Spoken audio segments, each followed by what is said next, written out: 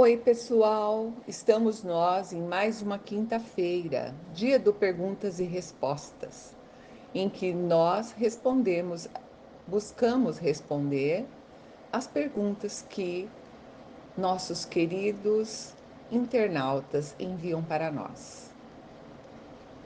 Pergunta número 1: sobre a reencarnação. Tem tempo certo? A reencarnação é para todos? A reencarnação é uma oportunidade que se tem para estar novamente na carne. Para quê? Para quitar os débitos do passado ou até mesmo da nossa vida presente. A reencarnação é oportunidade para viabilizar acertos que a gente obteve através de erros que tivemos em encarnações passadas, aprendemos e não repeti-los mais, para que não se necessite de novo o sofrimento e para que efetivemos o nosso aprendizado, a nossa evolução. O tempo ele é variável, o tempo para reencarnar.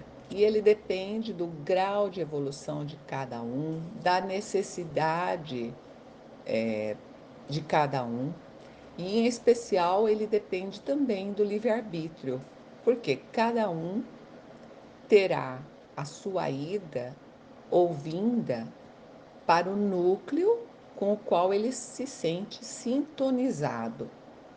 E sim, a reencarnação é para todos, sem exceção. Ninguém escapa da reencarnação. Pergunta número 2. Fui diagnosticada com síndrome de borderline. Vivo sempre em luta comigo mesma e penso em suicídio. Meu avô e meu pai se suicidaram. Como me livrar desse ciclo? Bem, não é verdadeiro que exista um ciclo e que esse ciclo deve ser cumprido, tá? Começa por aí. O destino de todos nós a Deus pertence e somente Ele, nosso Pai, sabe quando é chegada a nossa hora de retorno para a pátria espiritual. Porém, existem muitas pessoas, por exemplo, que por desespero ou ignorância de que somos imortais, optam por livre-arbítrio, né? Por livre escolha, em tirar a própria vida. E daí sabemos que a pessoa vai se ver no plano espiritual, né? Após o suicídio, ela vai se ver viva, consciente e, para surpresa dela, ela continuará com os mesmos problemas e piorados. Porque, como ela tirou a própria vida, ela afetou também a vida de muitas pessoas que a rodeavam e para a qual ela era importante, ela, quer dizer, ela causou sofrimento e ela não poderá resolver os problemas que ela tinha porque ela está desencarnada. Então, sair desse ciclo significa fazer uma autoanálise de si mesma, sabe? Mentalizar Jesus nas horas boas para agradecer, nas horas ruins para pedir ajuda. E todo o sofrimento pelo qual Jesus passou, e nem por um minuto ele pensou em suicídio. Então, ele é o exemplo maior. É necessário que entendamos os nossos atos como única e exclusivamente fruto de nosso livre-arbítrio. Todos os nossos atos são nossas escolhas. Portanto, somente depende de você optar por viver e enfrentar os problemas, matar no peito como todos, ou causar sofrimento em si mesmo e aos que te rodeiam e te querem bem. Pergunta número 3. Por que existe intolerância religiosa? A intolerância, em geral, né, seja ela religiosa, seja política, de classe, de raça, de sexualidade, enfim, todo tipo de intolerância existe. Por quê? Há 2000 anos, Jesus veio nos ensinar o amor, que, aliás, ainda não foi aprendido. Lembra que há 50 anos atrás, as mulheres ficavam tristes quando tinham uma filha mulher. Por quê? Porque elas já sabiam do sofrimento das mulheres. E os homens da família brigavam entre si, os outros irmãos, porque naquela época, 50 anos atrás, as mulheres tinham que ser ofertadas com um dote. Quer dizer, elas eram vendidas para se casar, sem amor, entende? Então, isso gerava brigas na família, isso gerava amor, desamor e injustiças. Então, o amor é muito novo ainda entre nós que estamos nesse planeta de provas e expiações. Então, como podemos ver, o amor ensinado e exemplificado há 2000 anos ainda está sendo introduzido em nós. E, infelizmente, nós ainda não entendemos a lei maior, que é amar ao próximo como a si mesmo e, portanto, compreender cada um como cada um deseja ser. E por isso existe tanta intolerância. Pergunta número 4. Tenho a impressão de que o pouco de paz que tínhamos sumiu. É briga e discussão por todos os lados. Por quê? Bom, resumindo a resposta, porque queremos, né? Por quê? A luz está disponível para todos durante 24 horas por dia. E da mesma forma, também, que a luz está presente, a densidade e as sombras de nossos vícios, como a maledicência, ficar cuidando da vida alheia, discussões sem fundamento algum, enfim, as pessoas que vibram nesta faixa negativa entram numa espiral de forças trevosas e partem para agressões gratuitas, xingamentos, enfim, todo tipo de comportamento que nos leva a quê? Ao erro. E por isso, muitos retornam na próxima vida para quitar débitos tolos, como, por exemplo, alguém ficar preocupado e ainda discutir por causa de uma roupa que fulano usa, ou qualquer coisa do tipo, por causa do cabelo que fulano usa.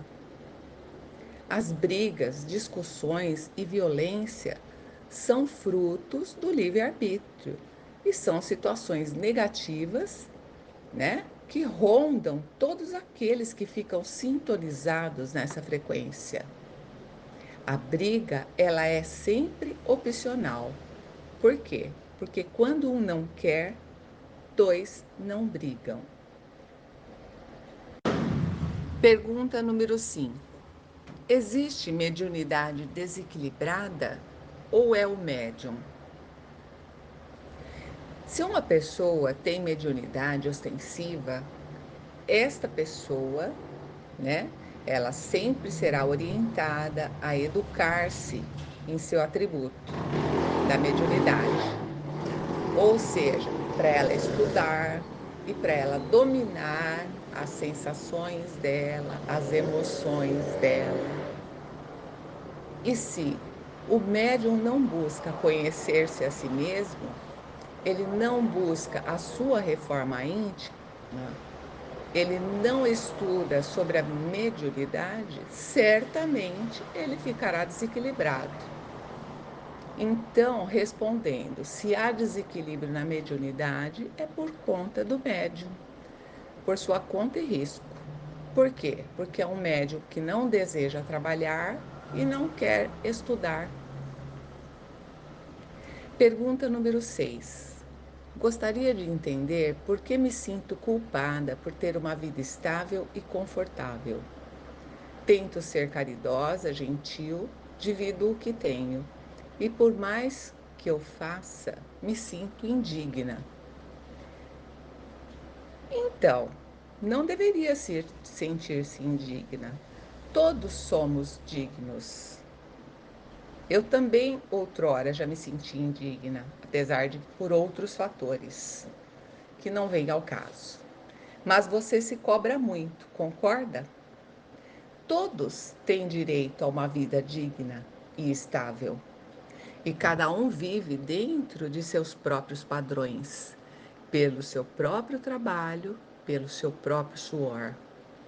Praticar a caridade independe de se ter dinheiro, vida estável ou um padrão financeiro. A caridade, ela está no coração, que acolhe, que ouve, que leva um simples sorriso de bom dia. Se você divide o que tem, é caridosa e gentil, deveria sentir-se em paz, ao invés de ficar se cobrando. Olhe-se no espelho, faça um elogio a si mesma e siga em frente, porque quando fazemos as coisas de coração, não há espaço para sentimento de culpa, não é mesmo? Pergunta número 7. Como lidar com a raiva e com o ressentimento? Bom, lidar com a raiva e o ressentimento é fácil para todos aqueles que se dizem cristãos, concordam? Porque, como filhos de Deus, nós sabemos que a adversidade nos colocará diante de muitas pessoas diferentes de nós, que não pensam como nós, que não se vestem como nós, que não gostam de comer o que nós gostamos. E então fica a oportunidade de ou sermos fraternos, compreensivos, ou adotarmos a irracionalidade, nos debatendo no ódio, na raiva e guardando rancor. Estas pessoas que ficam neste clima negativo ainda não entenderam o amor e nem se lembram de Jesus que disse: perdoai 70 vezes, 7 vezes. E o ressentimento, o que ele é? Ele nada mais é do que a falta de perdão, a falta de resignação, que faz com que a pessoa acredite que o outro deve ter o mesmo pensamento que o seu. E isso é puro egoísmo, que, aliás, faz mal a si próprio, a si próprio. Por isso eu iniciei dizendo que é básico ser cristão, porque o verdadeiro cristão busca exemplificar o que aprende e lê no Evangelho.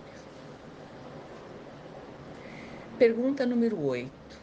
Como conviver com pessoas tóxicas e abusivas? Para se conviver com pessoas tóxicas e abusivas, basta que a pessoa não dê guarida aos maus sentimentos e isole-se das más emoções que essas pessoas emitem. Como? Se blindando. Como eu vou me blindar do tóxico? Desejando o bem, desejando a paz de Deus mentalmente para a pessoa que tenta nos ofender e mais, vibrar na luz, pois assim, vibrando na luz, a gente refrata qualquer sentimento tóxico. O sentimento tóxico proveniente de alguém pertence àquela pessoa. Isso não quer dizer que eu vá receber esse sentimento tóxico para mim. Então, não se ofender é um aprendizado muito útil que nos leva a grandes acertos na nossa vida. Nós temos que compreender que nem todos têm o mesmo grau de evolução espiritual. Então, isso significa o quê? Que existem muitas pessoas que agridem por pura ignorância, ou porque foi criada assim, ou não tem realmente o entendimento racional. Mas depende única e exclusivamente de nós aceitarmos as ofensas ou não. Isso tudo é livre-arbítrio. A gente fala tanto em livre-arbítrio, mas é isso. O livre-arbítrio é a livre escolha, né? E o amor é a base, é a solução de tudo. Percebe? Então, lide com amor, porque o agressor se cansará e se retirará. Permaneça com a sua paz interior. Cultive a luz dentro de si mesma, porque dentro de nós ninguém atinge, exceto se estivermos abertos às desavenças. Pergunta número 9. O Espiritismo é a religião do futuro?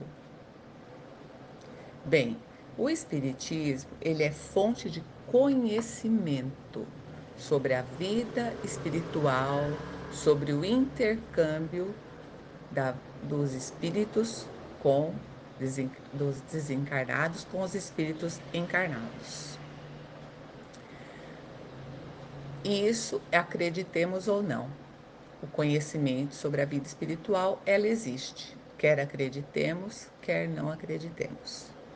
Além disso, o espiritismo, ele tem base em estudos sérios da ciência, inclusive. Porém, não se pretende ter qualquer religião como a religião do futuro. O coerente é que cada um siga seu caminho próprio dentro de sua crença e respeitando todos os demais. Porque onde um ou mais pessoas estiverem reunidas em nome de Jesus, ali ele estará. Não é isso que ouvimos? Então, seja em qualquer religião, evangélica, messiânica, budista, maçom, espírita, qualquer, qualquer religião, é o respeito, respeitar a crença, respeitar as demais pessoas, os demais pensamentos. O ideal seria não se ter uma religião, e sim exercitar a fé, o amor a Deus acima de tudo, o perdão, exercitar o respeito e sermos fraternos como filhos de Deus e irmãos que somos. Afinal de contas, gente, vamos lembrar: Jesus não fundou uma religião, ele apenas nos trouxe a semente do amor. O amor é esse amor que ele trouxe, até hoje não compreendemos. A maioria de nós sabe o evangelho de cor e salteado, mas ainda nos falta aprender. Pergunta número 10. Como aumentar nossa vibração para nos livrar do mal? Para nos livrarmos do mal que nos rodeia, né? Basta que nos fechemos para as energias tóxicas, que são provenientes de qualquer dissensão. Qualquer dissensão. Importa é o que existe dentro de nós, é a energia que eu cultivo em mim. A felicidade de cada um depende de si mesmo. Ninguém encontrará fora de si a felicidade. Por exemplo, não adianta eu dizer, eu só vou ser feliz se eu casar com fulano. Não. Eu só vou ser feliz se eu estiver feliz interiormente. Portanto, para mantermos uma vibração elevada e não permitir que forças negativas adentrem a nossa alma, Basta que lembremos de Deus, de Jesus, da luz que Jesus representa, que entendamos que nunca estaremos sozinhos, sempre temos o nosso mentor, um espírito bom que está perto de nós para nos auxiliar. Ou se confia em Deus, ou não se confia em Deus. Aumentarei a aumenta aumentar a vibração significa conhecer-se a si mesmo, exercitar-se no autoconhecimento. E por hoje é isso, pessoal. Uma ótima noite a todos e um excelente final de semana.